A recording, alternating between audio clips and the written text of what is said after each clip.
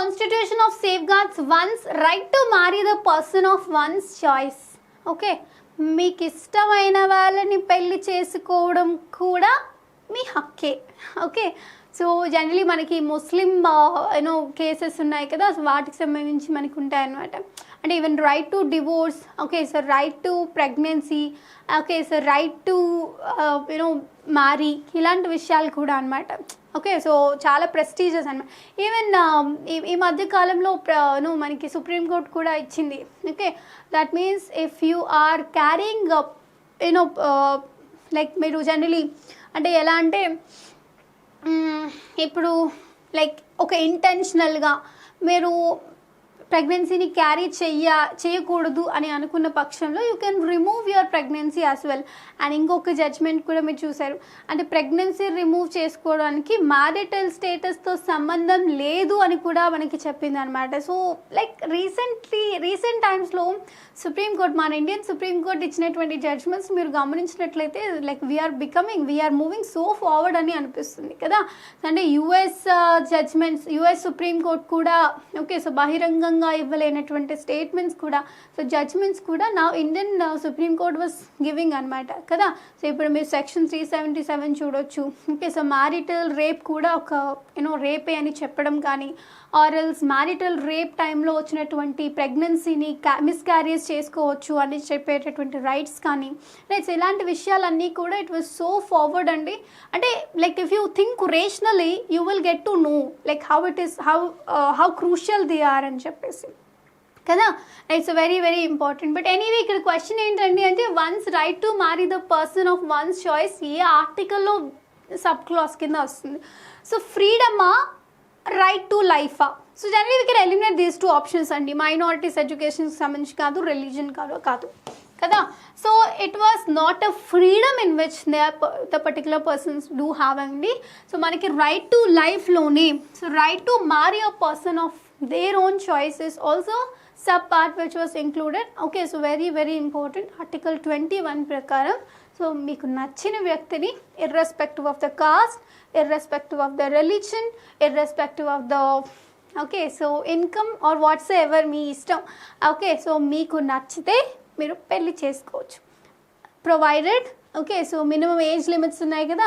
So minorities వీళ్ళంతా కూడా కాదండి. సో నాకు నచ్చారు కదా, సో రాజ్యాంగం చెప్తుంది కదా అంటే కొన్ని రీజనబుల్ రెస్ట్రిక్షన్స్ ఉన్నాయన్నమాట. సో వాళ్ళ మైనారిటీ తీరాలి. Okay, so definitely so they should have a kind of wilful attitude and ప్రాపర్గా ఇద్దరు కూడా కొంచెం మెచ్యూర్డ్ పర్సన్స్ అవి ఉండాలి, అలా కొన్ని. Okay, right.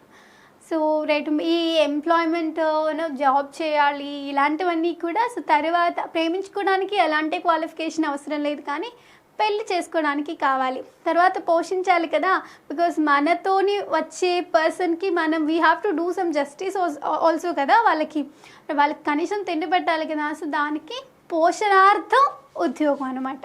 Okay, right. Anyway, so article 21 ప్రకారం right to marry the person of one's choice is integrally involved in Article 21. Okay, so which one of the following is a real guiding factor for the state to meet the social needs and for the establishment of new social order? Fundamental rights, preamble of the Constitution, directive principles of state policy, distribution of powers. So very easy andi. So to meet the social needs and for the establishment of new social order ki manaki help ayedi enti ante so real guiding force actually manaki directive principles of state policy ani cheppachu. Okay na, right, very very important.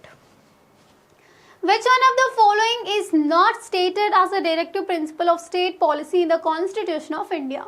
Organization of village panchayats, uniform civil code for the citizens, separation of judiciary from executive, right of minorities to establish and administer educational institutions. ఇందులో కింది వాటిలో ఏది directive principles of state policy కాదు అని అడుగుతున్నారు. మీరు ఇక్కడ చూస్తే under article 29 okay, so right of minorities to establish and administer educational institutions. Okay, so article 26 చూసిన. ఓకే, సో ఇలాంటి అన్ని articles like we do have some certain fundamental rights కదా. సో మరి ఇది ఫండమెంటల్ రైట్ కేటగిరీలోకి వస్తుంది అన్నప్పుడు మనం ఇది ఒక్కటి ఐడెంటిఫై చేస్తే so then obviously we know that the remaining 3 separation of judiciary from executive. Okay, so article 50. So uniform civil code for the citizens, article 44. Okay, so organization of village panchayats, article 40. Right. So ఇవన్నీ కూడా మనకి ఏంటండి, so from article 36 నుంచి okay, so article 51 వరకు కూడా మనకి directive principles of state పాలసీలోకి కదా వస్తుంది. Right. So this is not the DPSP అనమాట. Okay, though the directive principle of state policy contained in the constitution are not enforceable by any court, yet they are fundamental in governance of the country, binding on the state, enforceable at the instance of the President of India, superior to the fundamental rights. Okay, so fundamental rights DPSP రెండిటి violation లో fundamental rights are legally entitled కదా. So అంటే మనకి if it is violated then we can go and we can file a case. So DPSP అలా కాదు కదా. So it is not అంటే ఏ స్టేట్ గవర్నమెంట్ పలానా ప్రొవిజన్ చేయట్లేదని చెప్పేసి కేసు వేసే అంత లేదు, కానీ but they are fundamental in governance of the country. So it is not binding on the state అండి. అండ్ ప్రెసిడెంట్ ప్రత్యక్షంగా వీక్షిస్తేనే డిపిఎస్పీస్ ఇంప్లిమెంట్ చేస్తారని కూడా లేదు. సుపీరియర్ టు ఫండమెంటల్ రైట్స్ కూడా కాదు. So very important that it is fundamental in governance of the country. క్లియరా? Very very important. Next, which one of the following is not the objective of directive principles of state policy? To establish a welfare state, to ensure socio-economic justice, to establish a religious state, to establish a secular state. Okay, so DPSP's objective enti ante is obviously to establish a welfare state. Exactly. Okay, so to establish a secular state, yes, it is also one of the objective. To ensure socio-economic justice, yes, it is true. But it is religious స్టేట్గా ఎప్పుడు కూడా establish చేయాలని చూడదండి అసలు ఖచ్చితంగా. So because we have adopted a kind of secularism concept కదా. So to establish a religious state కానీ కాదు. It is not the objective of directive principles of state policy. And అదే కదా అడుగుతున్నారు, not the objective of directive principles of the state policy to identify కదా question. So answer ఏంటండి? This one. Clear? The directive principles of state policy are fundamental for the upliftment of backward classes, protection of individual rights, administration of justice, governance of the state. So directive principles of state policy are fundamental. ఎందుకు fundamental అంటే so upliftment for the backward classes. Okay, so కొంతవరకు కరెక్టే. Okay, so protection of individual rights. Okay, so administration of the justice, governance of the state. So అంటే ఇవన్నీ కూడా ఒక రకంగా ఇంటెన్షనల్గా అంటే కొంచెం ఇండైరెక్ట్ వేలో చూసుకుంటే కరెక్ట్ అయినప్పటికీ but obviously directive principles of state policy are very very important and fundamental for the governance of the state అని చెప్పొచ్చు. Clear? Very important. So which article provides for the separation of judiciary from the executive? Article 44 Uniform Civil Code and Article 51 Promotion for the International Peace and Security.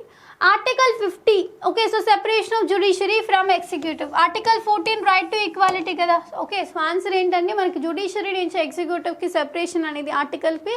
So article 50 no deals with that. Clear? So which of the following is a fundamental duty of every citizen of India? To be truthful to one's duties, to renounce practices derogatory to the dignity of children, to renounce practices derogatory to the dignity of human beings, to renounce practices derogatory to the dignity of women. So which of the following fundamental duties? Okay, so maniki very very important andi. So to be truthful to one's duties ala em ledu ante definitely it was mentioned కానీ so it was not legally entitle thing అనమాట. So fundamental duties చేయట్లేదు అని చెప్పేసి మనం ఎవరికి claim చేయలేమన్నమాట.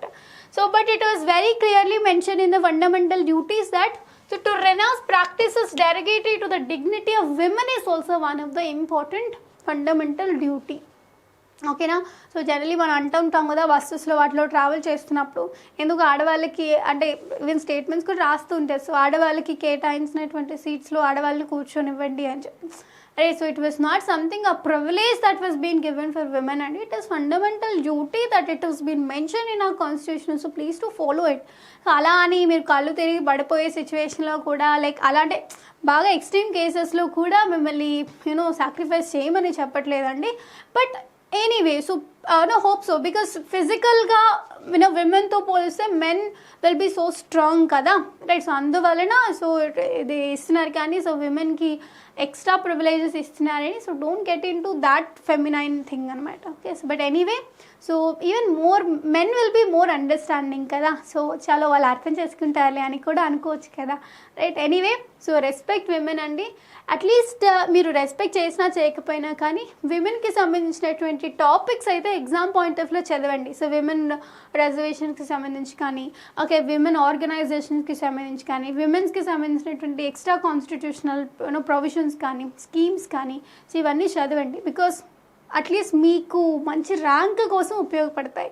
So it is not as a women I'm promoting అని కాదు కానీ, but for sure that it will be helpful. Because exam point of వ్యూలో మనకి ఎక్కువ శాతం క్వశ్చన్స్ అక్కడి నుంచి ఎక్స్పెక్ట్ చేయొచ్చు కాబట్టి ఆ విభాగం నుంచి ఐఎమ్ సేయింగ్ అనమాట. ఓకే, మీ స్వార్థం కోసం నేను చెప్తున్నాను. ఓకేనా, right. Very important. So Telangana's practices dedicated to the dignity of women as a fundamental duty. ఓకేనా, right. Respect for the national flag and national anthem is so fundamental right of every citizen, fundamental duty of every citizen, directive principle of state policy, ordinary duty. So national flag and national యాంథమ్ని మనం respect చేయడం అనేది it is a fundamental duty of every citizen అండి. Very important. It's not directive principles of state policy, ordinary duty కూడా కాదు, it's a fundamental duty of every citizen. Okay, very important. Fundamental duties added in 42nd Constitutional Amendment, 44th Amendment, 15th Amendment, 60th Amendment. So generally మీకు ఎప్పుడైనా కానీ ఇలాంటి word కనిపించిందంటే so make sure జనరల్గా okay so 42nd Amendment అని గుర్తుపెట్టుకోండి. Addition ఏదైనా 42nd. Okay, so మనకి ఎప్పుడైనా చాలా వరకు ప్రొవిజన్స్ మనకి డిలీట్ చేసింది 44th Amendment అండి, గుర్తుపెట్టుకోండి. ఓకే, సో సబ్ట్రాక్షన్ ఏమైనా తీసేసిన ఎలిమినేషన్ అంటే అదే పెట్టుకోవచ్చు. Any fundamental duties was been added okay so through 42nd Constitutional Amendment అండి. So on the recommendations of Swaran Singh committee during the prime ministership of Indira Gandhi గారు. ఓకే, గుర్తుపెట్టుకోండి. Fundamental duties have been added in the Constitution by 42nd Amendment Act 1976 in accordance with the recommendations of సంతానం కమిటీయా, సర్కార్య కమిటీయా, స్వరణ్ సింగ్ కమిటీయా, ఇందిరా గాంధీ నెహ్రూ కమిటీయా, ఇప్పుడే చెప్పాను. So Santhanam committee అనేది related to corruption అండి. Okay, so కరప్షన్కి సంబంధించినటువంటి report వస్తుంది. So Sarkaria commission centre state రిలేషన్స్కి సంబంధించి, స్వరణ్ సింగ్ కమిటీ ఏంటంటే మనకి సో 42nd Constitutional Amendmentలో ఫండమెంటల్ డ్యూటీస్ని యాడ్ చేయాలి అని చెప్పింది మనకి స్వరణ్ సింగ్ కమిటీ, ఇందిరా గాంధీ నెహ్రూ కమిటీ కాదు. ఓకే, సో ఆన్సర్ ఏంటండి Swaran Singh committee. Which of the following articles of the Constitution related to the protection and improvement of environment? So Article 48A only, Article 51A only. So both Article 48A and 51A. So neither Article 41A, 48A, 51A. So generally 48A kuda manaki environment protection ki sambandhinchina okati DPSP kuda undi and it is fundamental duty as well. Okay, that is the reason why fundamental duties anni kuda Article 51A keda. So protection and improvement of environment is both the directive principle of state policy and it is a fundamental duty as well. Okay, so that is the reason why both Article 48 clause A and 51 clause A is also correct answer. Okay, the fundamental duties of a citizen do not include protecting children from hazardous employment, safeguarding public property, developing scientific temper, promoting communal harmony. So protecting children from hazardous employment, Article 23 kada. Okay, so very very important. So Article 23 and 24. Okay, so protecting children from hazardous employment, it is a fundamental right and it is not fundamental duty. So that is the reason why it is the right answer. So safeguarding public property, developing scientific temper, okay, so promoting communal harmony, ivanni kuda manaku fundamental duties.